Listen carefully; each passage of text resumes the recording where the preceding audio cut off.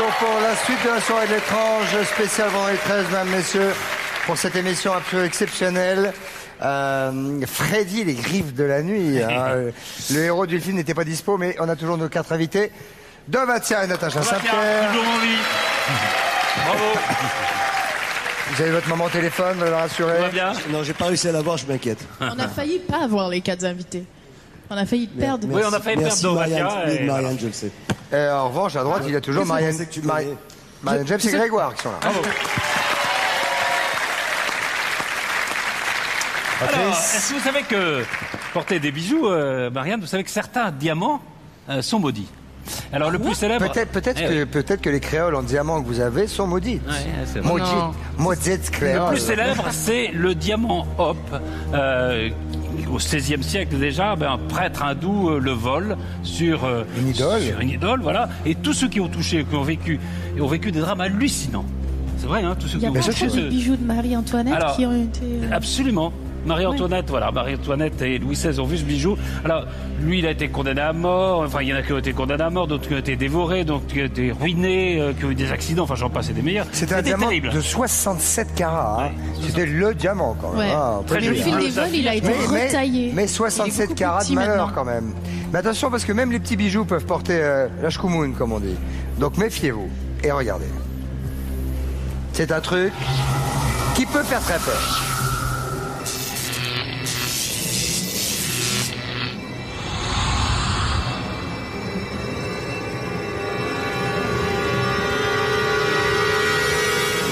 Diamants, saphirs, rubis, émeraudes, des pierres magnifiques qui fascinent, mais qui se révèlent aussi parfois dangereuses.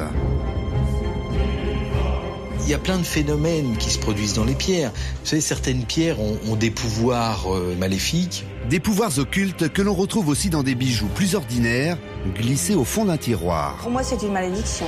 Alors quelles sont ces précieuses parures qui ont fait le malheur de leurs propriétaires? Enquête sur des bijoux maudits. Les pierres n'ont aucun secret pour Patrick Voileau. Depuis 30 ans, ce gémologue parcourt le monde à la découverte des plus beaux spécimens. Et les histoires étranges de bijoux porte-malheur ne le surprennent plus. Je suis toujours très sceptique sur le fait de porter des bijoux dont on ne sait pas d'où ils viennent. Parce qu'ils ont forcément vécu des choses. Ils ont été offerts pour certaines raisons. Ils ont côtoyé la vie d'une personne pendant des années. Et des choses bien, des choses mal. Bon, est-ce qu'ils sont capables d'emmagasiner ces choses bien, ces choses mal? Il m'est impossible de le dire. Mais il y a une chose certaine, c'est que certains bijoux peuvent être très négatifs sur certaines personnes. Et l'histoire est jalonnée de ces merveilles maléfiques. Étrangement, ce sont souvent les pièces les plus belles et les plus rares qui sont à l'origine des pires tragédies. À l'image du Koh-i-Noor, trésor de la monarchie anglaise. Même la reine Victoria a fait marquer dans son testament qu'il est interdit aux hommes de le porter, parce que tous les hommes qui l'ont eu sont morts de mort violente. Et qu'il devra rester dans le trésor royal et qu'il devra être porté par les femmes. D'ailleurs, aujourd'hui, il est sur la couronne de la reine-mère. Pourtant, les malédictions ne frappent pas que les joyaux de la couronne. Noël en a fait la mère expérience. Il y a 20 ans, lorsque son mari lui offre ses colliers, elle ignore que sa vie va peu à peu virer au cauchemar. Ça commence à chauffer. Je me sens mal là. Déjà là, quand je les tiens dans les mains, c'est... je vais les reposer. Vous vous sentez mal? Oui, je me sens mal. Qu'est-ce que ça vous fait? Ça me picote. Rien qu'à les toucher? Oui. Je me sentais très mal. Des nausées, des vertiges. Et puis cet effet de chaleur qui augmentait sur la journée. Outre les brûlures, les jours où elle porte ses fameux colliers, les catastrophes s'enchaînent. Accrochage en voiture, problèmes financiers, difficultés professionnelles, le sort semble s'acharner. Les bijoux qui me porteraient malheur, c'est vrai qu'au début, c'est un peu flou. Et puis après, on se rend compte qu'il y a quand même une malédiction dessus parce qu'il y a certaines choses qui arrivent et puis certains phénomènes qui sont là. Des phénomènes étranges dont Noël n'est pas l'unique victime. Depuis 40 ans, un diamant inestimable dort dans un musée de Washington. Cette pierre sublime aurait provoqué la mort de plusieurs de ses propriétaires. Elle décime la famille Hope, des banquiers anglais. Totalement ruiné, le dernier descendant la revend à un magnat de la finance, Ned McLean, pour une bouchée de pain. Lui non plus n'échappera pas à un tragique destin. Madame McLean, elle, était contente d'avoir le diamant. Elle disait qu'il lui portait bonheur. Néanmoins, un de ses enfants, à l'âge de 8 ans, s'est enfui de la surveillance de son précepteur et il a été écrasé par une voiture.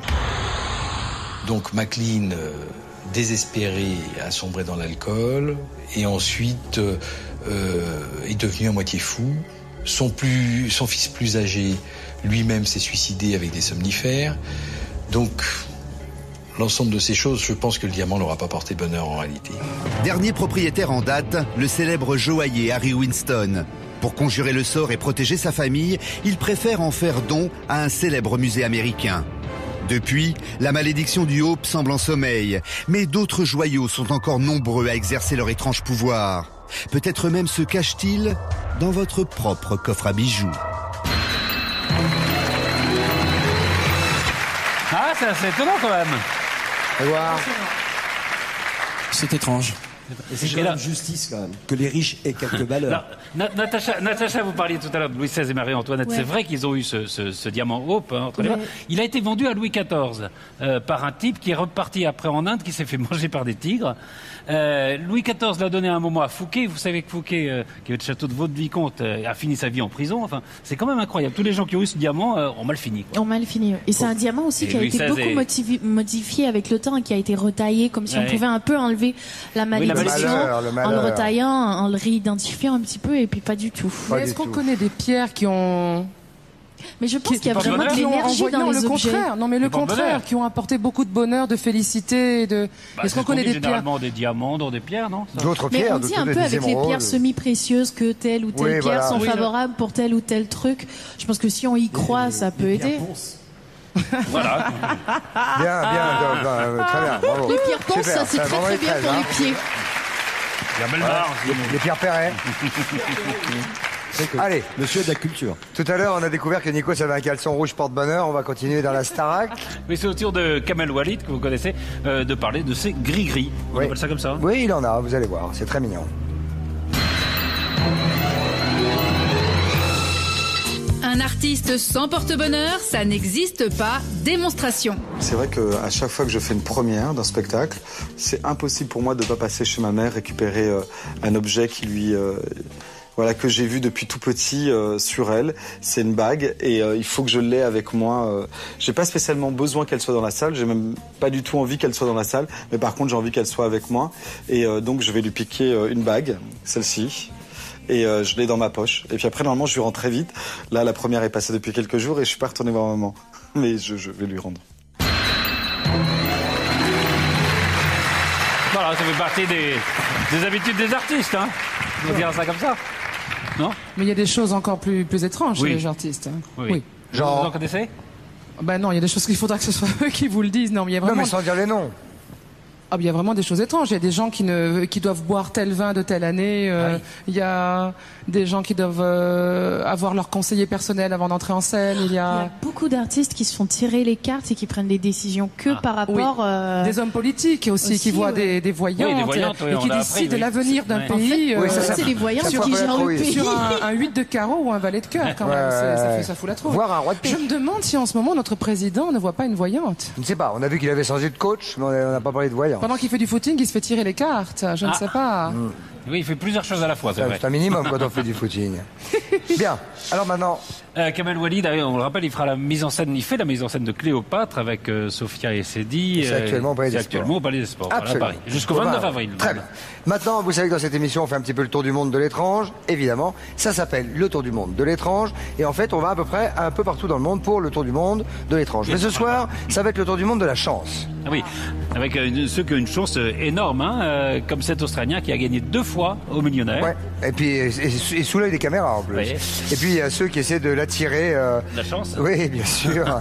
en pendant leur slip aux arbres. Alors, c'est pas d'une délicatesse absolue. Ça se passe en Picardie, mais il paraît que ça marche bien. Ça ouais. marche bien, oui. Ouais. C'était quoi? C'est des petits arbres, non, des arbres? Tu veux dire quoi? Des petits arbres? Ah, c'est Non, c'est con. pas des petits Non, arbres. non, allons-y, c'est parti. Regardez.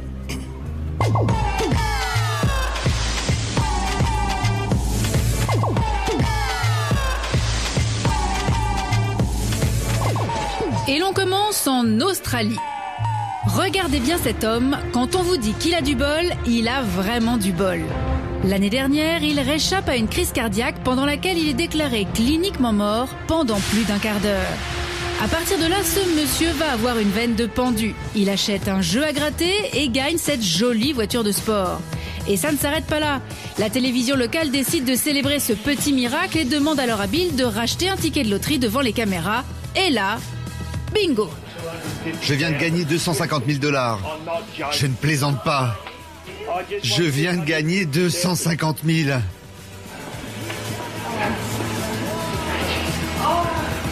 Bill a du mal à s'en remettre. Attention tout de même, ça fait beaucoup de sensations fortes pour un homme au cœur fragile. Et le voyage continue chez nous, en Picardie. Non, ceci n'est pas une décharge sauvage, c'est un arbre porte-bonheur. On appelle cela un arbre à loques. La tradition remonte au Moyen-Âge. Pour tenter de guérir certaines maladies de peau, on venait là accrocher un vieux vêtement, autrement dit une loque, et faire une prière. On pouvait également y abandonner ses béquilles si on souffrait de rhumatisme. L'arbre était censé aspirer le mal. Aujourd'hui encore, pour certains malades, la tradition persiste. On ignore si ça marche. En tout cas, l'arbre, lui, est rhabillé pour l'hiver. Et toujours en France, à Palavas-les-Flots, on en connaît une qui a dû laisser au moins une chemise sur l'arbre porte-bonheur, c'est Marie-Hélène. Samedi dernier, cette Montpelliéraine pousse la porte du casino. Ce n'est pas une habituée, mais elle a envie de tenter sa chance aux machines à sous. Elle mise 2,50 € et elle gagne le plus gros jackpot jamais remporté en France sur ces machines. 2 174 000 €. Marie-Hélène en est tombée de son tabouret. Ah bah alors là, je peux dire honnêtement, je suis tellement émue que je ne sais pas encore qu'est-ce que je vais en faire. Certainement acheter un appartement pour démarrer, faire plaisir autour de moi. Et le casino a été gentil, il lui a échangé toute la monnaie du jackpot contre un gros chèque.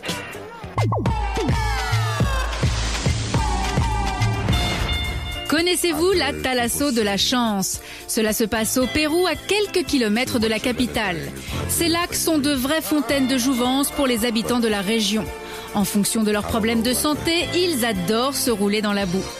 Pour des problèmes de peau ou de rhumatisme, vous choisirez le lac des miracles. Pour les migraines et la dépression, c'est l'enchanté qui vous sera prescrit.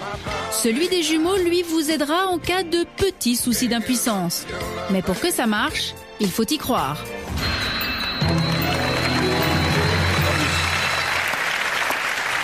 Bien. Alors on vient de voir le tour du monde de la chance, justement, puisqu'on parle de chance. Il y en a qui l'ont échappé belle. Regardez cette image, c'est absolument incroyable. Ça se passe à Hambourg, par jour de grand vent. C'est un Airbus. C'est un vidéaste amateur qui est là et regardez ce qui va se passer. Là, ça aurait vraiment pu être avant les 13. Regardez l'axe de piste. Vous allez le voir dans 2 secondes. Regardez l'axe de l'avion. C'est pas du tout le bon sens hein, pour un Airbus plein de passagers. Il y a grand vent. Regardez-moi ça. Le pilote le remet dans l'axe. Oups, une rafale. Oups, l'aile qui touche. Oups, et il remet les gaz. Regardez, on voit le nuage de poussière. Et il vient de sauver à peu près 250 personnes. Et là, on applaudit le pilote. Hein? Incroyable. Il faut pas me montrer ça, hein. Terrible, terrible. C'est-à-dire que tous les gens qui étaient au hublot gauche étaient. Non, mais c'est pas ça. Ils ont vu la piste comme ça. Ils ont vu la piste là, alors que l'avion était comme ça. Ça doit faire particulièrement peur. Oui. Il vous est déjà arrivé un truc en avion, Natacha? Il m'est déjà arrivé qu'un éclair touche une aile de l'avion. Il paraît que c'est pas grave, que c'est assez banal. Sauf que le monsieur devant moi s'est mis à genoux, il s'est mis à prier. Oups. Et je vous promets que voir quelqu'un dans un avion se jeter à genoux et se mettre à prier, ça fait très très peur. Ah oui, et parce que déjà quand quelqu'un vomit, tout le monde veut vomir.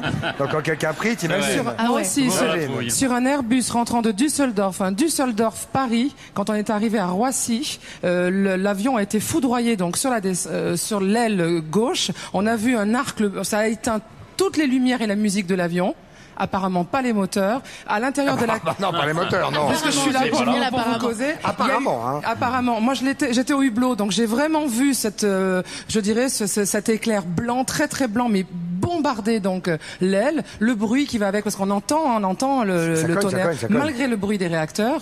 Un arc bleu rentré dans le cockpit. un truc comme ça, et l'éclair est parti sur l'aile droite. Là, silence de mort dans l'avion. Les 200 passagers, plus personne ne mouvetait. Et à un moment, quand même, au bout de quelques secondes, je dirais au bout de 12, 13 ou 14 secondes, le commandant a dit: comme vous venez de le constater, nous avons été foudroyés. C'est un phénomène rare, mais cela arrive de temps en temps. Et ils sont bons quand même, hein. Il a fini son atterrissage. On était à 2 minutes vraiment de la piste. Nous avons atterri. Nous avons mis on a mis 20 minutes avant de sortir de l'avion. Et quand nous sommes sortis de l'avion, au nez de l'Airbus, il y avait comme des médecins sur des grandes échelles. Et pour voir s'il n'avait pas souffert. Avec un stéthoscope et avec une maillotche, il tapait sur le museau, vraiment le museau de l'Airbus. Oui. Parce que dans le nez d'un avion se trouve tout son système électronique. Voilà, et ils écoutaient au stéthoscope centimètre par centimètre. Ce n'est pas dangereux, il faut le dire. Ça arrive souvent, c'est une cage de Faraday, donc ça arrive en voiture. La cage de Faraday, je peux te dire, on allait une discothèque à Ibiza, on était au taquet dedans. Et après, parce que en plus, nous, on était plein de comédiens qui rentraient dans un festival. Il y avait plein de gens connus, plein de comédiens d'humour, en tout cas, qui rentraient. Et on disait plus vite chauffeur, plus vite chauffeur. Et même on avait chanté plus près de toi Seigneur et tout. Mais là, personne. C'est malin. Vous avez cherché l'embrouille en même temps. Ah, non, je sais plus pas. Plus près de toi, Seigneur. Oui, mais c'était impressionnant. Très bien. Et ben là, ce qu'ils ont vécu, c'était très impressionnant aussi, ce qu'on vient de voir. On va parler à Dovatia. Je vous en prie. Un petit peu, parce qu'il est rentré dans la cabine tout à l'heure, mais il n'y a pas que ça qu'il fait dans la vie. Hein. Non. Vous êtes aussi le producteur du spectacle musical Doty et le magicien d'Oz. Tout va bien. Il y a un magicien d'ailleurs. Tout va très bien en ce moment. Et qui va revenir au Grand Rex, en tout cas pendant les vacances. Oui, avec verre, c'est verre. On parlait du verre, c'était le symbole de ce spectacle, c'est le verre. Ça apporte le bonheur apparemment. Ça sera du 12 au 22 avril. Où ça, pardon, vous l'avez dit? Au Grand Rex. Au Grand Rex, absolument. Pour les enfants. Pour les enfants, oui, surtout. On se souvient de... C'était quoi? C'était Judy Garland. Oui, hein, c'est ça? Exactement. Dans le film de Victor Fleming, je crois, c'est ça? Quelle culture. Et qu'est-ce qui vous a donné envie de reprendre ça 40 ans plus tard? J'avais envie de faire un spectacle pour enfants et je trouve que c'est un des plus beaux thèmes qui existent. Moi, j'avais été impressionné, traumatisé par le film enfant, parce qu'il y a une vraie histoire, une mythologie derrière, il y a du fond. Voilà, le magicien n'existe pas, c'est vous-même les magiciens, c'est la leçon de morale qu'on donne aux enfants. Et puis l'histoire est riche et magnifique, donc voilà pourquoi. Et un beau succès en tout cas. Oui. Beau succès. Et puis il y aura quelque chose d'autre à la rentrée, c'est Mozart. Oui, là c'est autre chose. C'est Mozart, ça c'est pour les plus grands. C'est l'opéra rock Mozart. Quoi, ouais. Mozart revient? Oui, Mozart revient. Et oui, puisque je communique aussi avec des morts, donc il m'a dit qu'il avait envie de revenir. Non, je plaisante. Tu as trouvé Wolfgang? Charlie, moi, elle se moque de moi. Elle se moque de vous parce qu'elle est jalouse, parce qu'en fait peut-être elle. Il est mignon son Wolfgang, je l'ai vu. C'est un Italien, hein? Yes. Et elle a pris un Italien, hein, alors. Hein? Italien, belge, français aussi. Voilà, ça sera en septembre, à partir du 22 au Palais des Sports. 22 septembre au Palais des Sports, oui. Et là, c'est un gros truc aussi, hein? Oui, c'est un gros, parce qu'à la mise en scène, il y a Olivier Dahan. Donc on l'a connu avec la Môme. C'est un gros spectacle avec 15 musiciens en live avec des chansons pop-rock et des musiques classiques de Mozart non dénaturées. Et voilà, c'est du grand spectacle avec costume 18e siècle, décor. On est vendredi 13, donc on va faire comme ça. On va vous dire merde, on va vous dire merde. Les comédies musicales, ils savent faire. Bravo, en tout cas, merci d'être là. Alors, lors de la précédente émission, on avait fait un appel à témoins pour savoir s'il était arrivé une histoire étrange à l'un d'entre vous, un téléspectateur. Et c'est comme ça qu'on a rencontré Yann, Patrice. Oui, et son histoire est vraiment très étrange. Là, un dimanche soir, il rentre chez lui, il est un peu déprimé, il est en plein divorce. Ça va pas fort. Hein. Il fait 800 km pour rentrer chez lui. Et à un moment, il est fatigué, donc il s'arrête dans un petit village qui s'appelle Benay-sur-Veuvre. Voilà, il s'est fatigué, il se dit, je vais me reposer un peu, quoi. Et là, il veut se reposer près d'une vieille maison. À Benay-sur-Veuvre. Benay-sur-Veuvre. Le fameux Benay-sur-Veuvre. Et là, il va faire une rencontre, mais alors vraiment venue de nulle part. Ah oui, c'est ce qu'on veut dire. Hein. Il va nous raconter. Et ça l'a marqué, croyez-moi. Ah oui.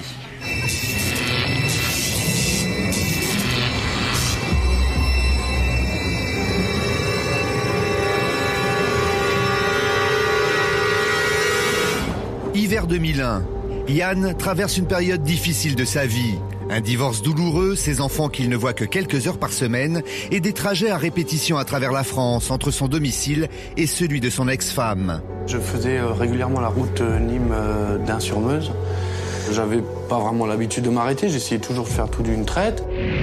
Ce dimanche de janvier, Yann est sur le chemin du retour. Il vient de conduire pendant près de 800 km. Il est déprimé, fatigué. Et j'ai vraiment senti la fatigue m'arriver, quoi. Vraiment le coup de barre, quoi.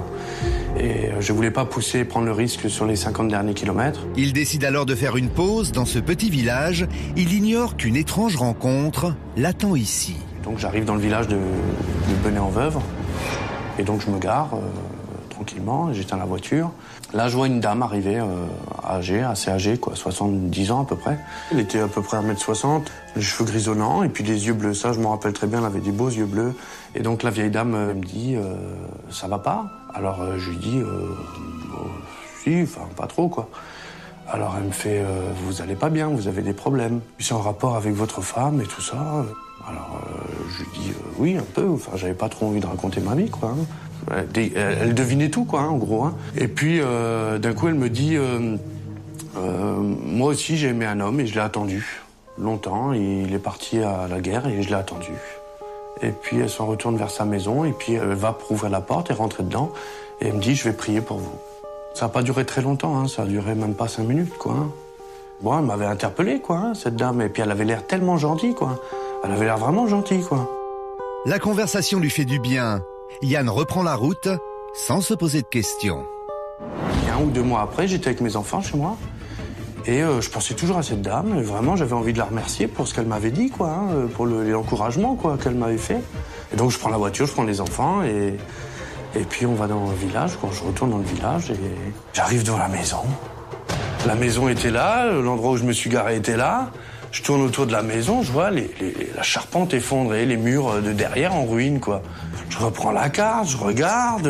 Non, je suis bien passé par là, je connaissais très bien cette route. Je me rappelle la façade, je me rappelle la maison. Je dis mince, il y a un problème, quoi. Donc je me prends la voiture, je vais un peu plus loin dans le village et je vois un agriculteur. Je lui dis monsieur, vous savez où est passée la vieille dame qui était dans cette maison, quoi. Et il me rit au nez. Il me dit il y a longtemps que plus personne n'habite dans cette maison. Je lui dis, monsieur, est-ce qu'il y a une histoire sur cette maison, quelque chose? Michel est né ici. Sa famille était même propriétaire de la maison de l'étrange vieille dame. Mon père me dit que la dame qui est là, son mari est parti à la guerre et quand il est revenu, sa dame était morte et enterrée au cimetière de Benay. Il ne l'a jamais revue. L'histoire a un air de légende. La jeune femme aurait été enterrée dans le cimetière du village, mais pas pour très longtemps. Puis quand son mari serait revenu de la guerre, il l'aurait déterrée, il aurait demandé à ce qu'on la déterre pour l'enterrer dans un autre cimetière. Et puis sur le chemin, la charrette s'est retournée sur un pont et les os se sont dispersés. Et jamais elle a été enterrée. En réalité, l'histoire est encore plus tragique. Nous avons découvert que l'inconnue de Benay-en-Veuve avait bien existé. Elle s'appelait Simone. Son mari Robert était le boulanger du village.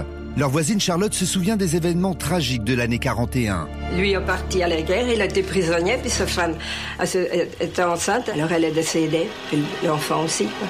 Et les registres de la mairie attestent bien que la jeune femme fut inhumée d'abord au village, puis exhumée à la demande de la famille. Alors si la demeure est en ruine et si la femme qui habitait là est morte depuis 60 ans, qui a bien pu parler à Yann? Si cette dame, c'était, bon, j'aime pas le mot fantôme, mais je veux dire une entité, on va dire, elle n'était pas consciente qu'elle était morte. Ça, c'est formel. Mais moi, je pense que c'est possible, on peut mourir sans le savoir. On peut mourir, décéder, et notre esprit continue à être. Ça, je pense que c'est possible. En tout cas, moi, avec cette histoire-là, je me pose des questions, quoi. Je me pose des questions. Et j'ai pas de réponse. Ça, c'est sûr. Et se poser des questions, il y a de quoi. On le comprend. Et quoi, il y a des situations parfois un peu angoissantes. C'est très étonnant quand même. Vous arrêtez comme ça 5 minutes et puis... Natacha? Si ça m'arrivait, j'avoue que je me sentirais très très mal. Après, j'aurais peur que cette personne revienne me voir ou revienne mentir. En plus, Dove, il me dit que quand il va mourir, il va venir mentir. Je m'ennuie là-haut, donc je viendrai. Ah bah oui. Il y a du monde là où vous irez. Vous vous ennuierez pas. Vous n'en savez rien. Non, bah vous non plus. Bon. On ne sait jamais. Si comme Yann, vous avez vécu une expérience un peu paranormale, voire étrange, si votre animal, par exemple, communique avec l'au-delà, ou s'il possède un don surnaturel, vous nous contactez sur le site tf1.fr. Vous n'hésitez pas, bien sûr. Alors, il y a quelques mois, il s'est passé un truc bizarre sur ce plateau. Un truc bizarre. On a reçu quelqu'un qui s'appelle Claude Alexis. Et Claude Alexis avait pour mission, on avait Maître Moya, qui est huissier de justice, avait mis une photo dans une enveloppe que personne ne connaissait, que lui seul connaissait. Voilà. Et puis on avait demandé à Claude Alexis, qui est voyant, qui a des dons de voyance, d'essayer de trouver qui était la personnalité. C'était un peu son challenge. Qui était à l'intérieur de cette photo. Alors, il a donné des détails extrêmement troublants. Hein. Il a des détails très troublants. Très troublants. Puisqu'un des invités même a trouvé le nom. Voilà. A trouvé le nom de la personne qui était. C'était Charles Aznavour. Alors, ça a suscité beaucoup de réactions auprès des spectateurs. Il y a eu il y a de la triche. Non. Il n'y a pas de triche. Alors ce soir, il est de retour sur notre plateau pour un nouveau défi en direct. On peut l'accueillir tout de suite. Claude Alexis.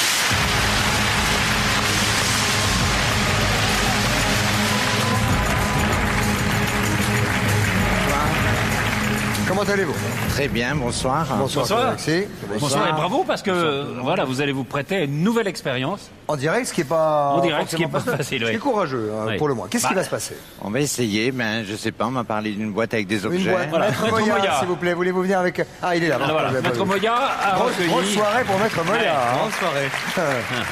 Maître Moya, vous avez recueilli 4 objets qui appartiennent à nos 4 invités. Chaque invité vous a donné... Vous les a remis personnellement. Vous les a remis que j'ai placés dans cette boîte. Voilà. Très bien. Et donc, je les ai présentés à Monsieur Alexis. Évidemment, sans lui donner aucune indication. Et Claude Alexis va essayer de retrouver à qui appartient quel objet. Voilà. Tout à fait.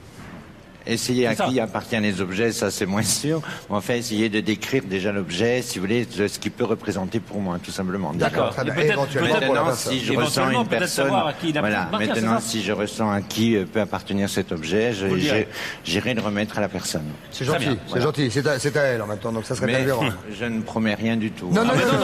Mais non, c'est bien la preuve que voilà, tout peut arriver. Est-ce que vous préférez rester debout, vous asseoir? Plutôt assis. Je vous en prie, asseyez-vous. Nous allons présenter un magnifique siège. Qui est d'époque. C'est gentil, merci. Et très confortable, vous allez voir.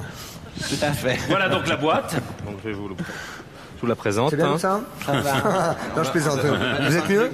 Si on peut relever un petit peu. Non, je ne vais pas vous déconcentrer parce qu'en plus, il veut vraiment tenter un truc en direct. Voilà la boîte avec donc 4 objets. 4 objets. Donc, que l'on va voir. Est derrière. On peut les voir ou on les voit un par un, comme vous voulez, Claude? Il y a une peluche. Une petite peluche. Ouais, une petite peluche. Il y a une clé. Ouais. Ah, ça, il n'y a rien de plus impersonnel qu'une clé. Ça, tout à fait. C'est pas la même, non? Non, c'est pas la vôtre. Non, c'est pas. Il y a un stylo. Un stylo. Ouais. Doucement. Quand vous montrez une fois juste. Voilà, attendez, voilà. Un stylo. Merci. Pardon, il faut pas que je les touche peut-être. Pardon. Non. Engueuler. Vous avez fait une boulette. C'est pas grave. Tant que c'est une boulette. Une alliance. Et une alliance.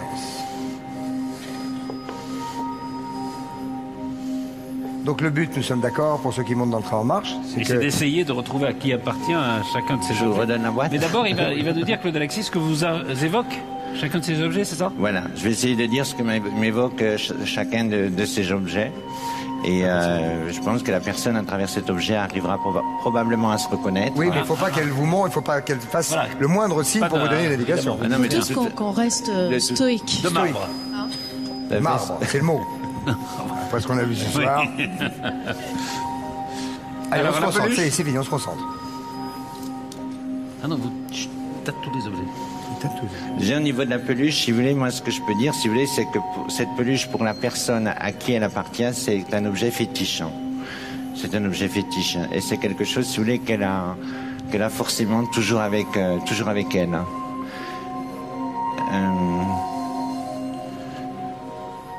C'est quelque chose, si vous voulez, qui lui vient, mais vraiment d'une personne très très chère. C'est quelque chose qui lui vient d'une personne très chère. Je veux juste te dire que Maître Moya, huissier, est là pour certifier qu'il n'y a eu absolument aucune tricherie, aucune fuite que aucune fuite. Hein. Mais le plus difficile, c'est que personne ne peut rien dire, parce que si quelqu'un dit oui, c'est son objet. Donc.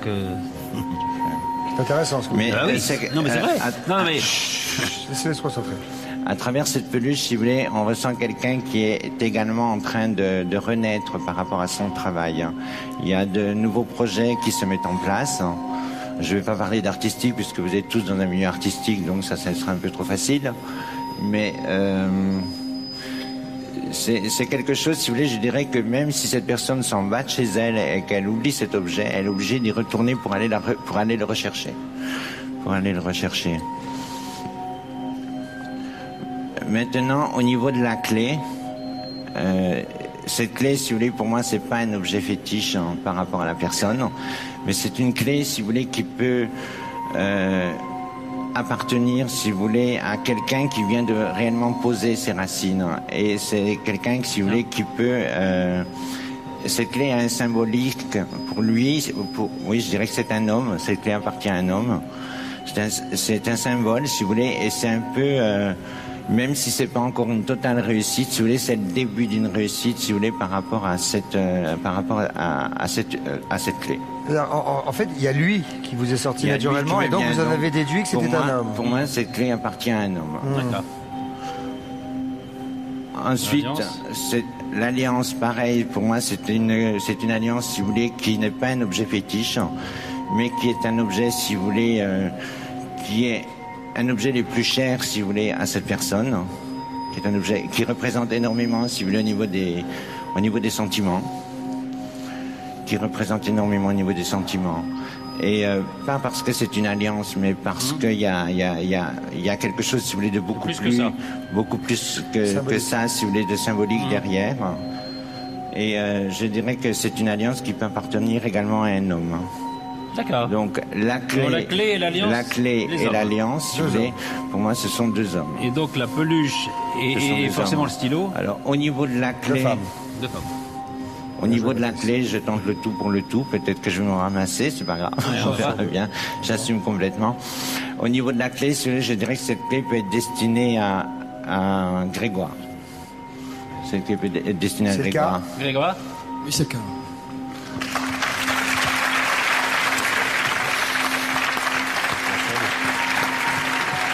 Étonnant. Non mais ce qui est étonnant, c'est ce que vous avez dit avant. Au niveau de l'alliance.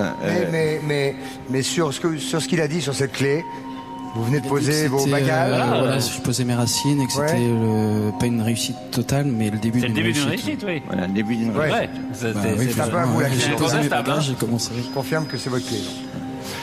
Concernant l'alliance. Non, c'est moi. L'alliance est dit un homme, donc je vais la donner à Dovatia. Dovatia ? Oui, c'est bien la mienne, mais tout n'est pas exact, mais c'est bien la mienne. Voilà, mais bravo. Qu'est-ce qui n'est pas exact? Elle ne représente pas ce qu'a dit monsieur, c'est pas quelque chose de très cher, c'est juste voilà un petit jeu avec une personne qui aussi voilà, est un peu initiée, qui m'avait donné ça, mais ça représente pas. Vous la portez au doigt ou? Oui, au doigt du centre d'ailleurs. Voilà, c'est quelque chose, on va dire un symbole, mais ça représente pas quelque chose de très cher. C'est-à-dire donc, voilà. Enfin, mais c'est pas mal parce que si jamais ça existe, si monsieur fait bien ces choses-là, il faut savoir que c'est pas juste à tous les coups. Vous percevez ou vous ne percevez pas. Je fais ce genre de choses, je n'ai jamais fait. Ah, pour l'instant, c'est pas mal. Maintenant, il reste 2 filles. Et 2 objets. Ouais. Alors, au niveau du stylo, donc ce stylo, si vous voulez, il est automatiquement à une femme, puisqu'il reste 2 dames. Ce stylo, si vous voulez, pour moi, c'est quelque chose qui a servi évidemment à beaucoup d'écriture, mais il y a beaucoup de textes, si vous voulez, qui sont en attente. Et c'est bizarre parce que à travers ce stylo, on ressent une personne, si vous voulez, qui aime les animaux. Alors qu'on pourrait penser ça de la pluche. C'est quelqu'un qui aime les animaux et c'est quelque chose, si vous voulez, qui peut être un petit peu un porte-bonheur vis-à-vis de l'écriture. Je dis pas le côté porte-bonheur. Pourquoi vous parlez des animaux? Parce que je ressens quelqu'un, si vous voulez, qui peut avoir une bête ou un animal à côté d'elle. Une bête? Une bête, ouais, un animal. Vivante? Une bête vivante, oui, une bête vivante. Pas un tapis? Comment? Non, je veux dire pas non, c'est pas un dessus de lit. Voilà. Par contre, je ressens beaucoup de froid, si vous voulez, par rapport à ce stylo. Et c'est un stylo, si vous voulez, qui passe des frontières. Et je serais tenté de dire, si tant pis, que ce stylo peut appartenir à mademoiselle Natacha Saint-Pierre. Effectivement. Ah, quand même. Ouais.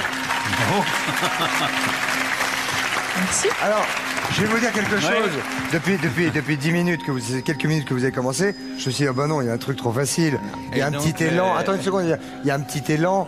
Natacha, forcément, ça va être un Natacha. C'est super bizarre parce qu'il dit que le stylo passe les frontières, qu'il est un peu froid. C'est un stylo qui appartient à mon papa, qui travaille pour le ministère de la Justice au Nouveau-Brunswick. Donc forcément, ce stylo a écrit pas que des trucs sympas, quoi. Ouais. Ah ouais. Bah écoutez, Claude Alexis... Et donc, la flûche, pour moi, elle appartient à Marianne James. Ah, Marianne James. Mais pourquoi les animaux, Natacha? Parce que j'ai un chien, parce que j'ai été marraine du Noël des animaux, parce que j'adore les animaux et que je m'implique beaucoup dans toute la cause animale. Je pense qu'on peut applaudir Claude Alexis. Maître Moya lui-même est sur le pied. Pour la deuxième fois, oui.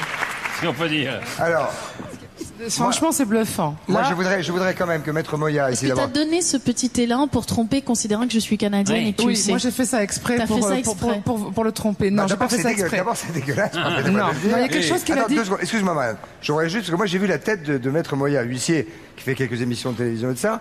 Il était absolument bluffé, car lui, il sait parfaitement que Claude Alexis ignorait totalement la provenance des objets. Et moi, en ce qui me concerne, ni ma famille, ni vous me les... confirmez, n'est-ce pas? Tout à fait, j'étais les chercher un par un. Mais il peut dire que c'est honnête, parce que moi, les gens qui m'ont accompagné pour venir dans cette émission, on nous a dit amener un objet fétiche ou autre. On m'a dit tu fais ce que tu veux, mais tu ne le dis pas. Donc moi, je ne l'ai dit à personne. Il y a que moi qui savais aujourd'hui, et j'ai rencontré Maître tout à l'heure dans la loge. Il n'y avait personne dans la loge. On a fait sortir les gens qui m'accompagnaient. Franchement, il n'y a que nous deux qui le savent. Il peut être content, Claude Alexis, parce que vous venez de réussir un truc assez formidable. C'est vraiment formidable. Et il y a une autre chose qu'il a dit. Alors, les informations. Et c'est là où c'est troublant. Vous avez dit en commençant, c'est l'objet que vous avez pris en premier, et vous avez dit c'est aussi l'objet du renouveau. Vous avez parlé de quelque chose de nouveau dans la carrière, et en fin de compte, ce petit élan qui fait de la musique. Ah tiens. On entend. Voilà. C'est un petit chant de Noël, mais ça n'a rien à voir. L'ami qui m'a offert ce petit élan et la thérapeute qui m'a aidé à retrouver ma voix, puisque j'avais perdu ma voix, donc j'étais opérée, et cette femme, Annie, qui est devenue une amie, m'a aidé. Donc cette femme, c'est important, ça la représente. Pour ce renouveau de votre voix. Quand vous perdez votre voix, vous êtes une chanteuse et que vous la retrouvez, vous envisagez votre métier d'une autre manière. Je ne savais pas que ça vous était arrivé. Voilà. Non, mais je m'en suis jamais caché. Ça mais je ne savais pas que ça vous était arrivé. Sportifs, et ça arrive aux grandes chanteuses de se claquer la voix en scène. C'est un truc très banal finalement. Qui doit bien faire flipper en tout cas. Ouais, voilà. Et donc ça correspond, cette petite chose me rappelle que Annie... Il a rajouté aussi que si jamais vous l'oubliez chez vous, il fallait que vous retourniez le chercher. Est-ce que c'est vrai? Pas à ce point-là, mais il est quelque part dans l'appartement, dans un endroit où je collecte des choses qui font un lien entre elles et qui sont pour moi, auxquelles je pense et qui sont très très fortes pour moi. Donc cette petite chose, je l'avais jamais montrée, mais c'est vraiment l'objet du renouveau. Et vous avez dit vraiment, je crois même que vous avez dit le mot. Oui. Et ça c'est vraiment étonnant parce que dans Alexis, tout le vocabulaire vous venez de réussir une belle performance en direct. Et ça, personne ne le savait. Merci, passez une bonne soirée. Merci. Maître Moya, merci. Merci. Parce que vous c'est bon là. Merci. Très bien, merci beaucoup. Alors à la deuxième question. Euros, hein. Pas de problème. Tac, à la deuxième question. 30 000 euros, même monsieur, oui. Oui, en jeu. 30 000 euros en jeu. Sur un coup de fil. Sur un simple coup de fil, 30 000 euros, c'est quand même énorme. C'est énorme. Donc, on les laisse discuter. Non, mais ils vont discuter. Alors, on va donner déjà la deuxième réponse au jeu. C'était comment appelait-on les personnes qui ont peur du vendredi 13? Il fallait répondre évidemment les paraskevides et catriophobes. Voilà. Voilà. C'est maintenant votre dernière chance pour participer au tirage au sort. Vous pouvez encore gagner 30 000 euros. Bien sûr. Il faut bien le comprendre, ça. 30 000 euros ce soir pour ce vendredi 13 en répondant à cette question. Comment s'appelle le diamant maudit le plus célèbre? C'est le diamant top. Le maudit diamant. Il s'appelle. Est-ce que c'est le top? Le diamant top? Le diamant hip-hop? Est-ce que c'est le hip-hop ou est-ce que c'est le diamant hop? Pour répondre, vous envoyez 1, 2 ou 3 par SMS au 7 13 13. Vous appelez le 36 80 et puis on connaîtra le nom du gagnant évidemment tout à l'heure à la fin de l'émission. Gagnant des 30 000 euros. Gagnant des 30 000 euros. Vous pouvez toujours gagner 30 000 euros. Alors on va se retrouver dans un instant pour la dernière partie de la soirée de l'étrange avec un petit village du Gard. Qu'est-ce qui se passe? Regarde. Superman qui pète des plombs. Eh oui, en même temps, il a un autre truc, le truc, il produit un autre effet, le petit élan. C'est pour ça Cela dit, vous êtes vicieuse. Non, je vais vous dire pourquoi vous êtes vicieuse. Non, si, je vais te dire pourquoi. Moi, quand j'ai vu l'élan, je me suis dit, c'est trop fastoche, c'est Natacha, elle est canadienne, elle est québécoise, pardon. Non, pas du tout. Canadienne. Canadienne, mais pas québécoise. Canadienne. Et donc, évidemment, je me suis dit, il va trouver tout de suite un élan. Donc, vous avez voulu enduire cet homme d'erreur, et il a trouvé que c'était vous. Il est fort. Allez, on envoie la pub, mesdames, messieurs. On se retrouve tout de suite après. Tout de suite après. Allons-y. En ce moment, il triomphe au cinéma. Les vampires sont les nouveaux héros des adolescentes. Pourtant, dans la réalité, ceux que l'on appelle vampires sont beaucoup moins recommandables. En 1951, dans une même ville, 230 personnes tombent brutalement malades, 9 décèdent, des dizaines sont internées en hôpital psychiatrique. Retour sur un drame qui a traumatisé toute une population. Ils agressaient les gens, ou ils sautaient en l'air, ou bon, ils faisaient n'importe quoi, disons, complètement inconscients, disons, de leur acte. C'est tout de suite après la pub.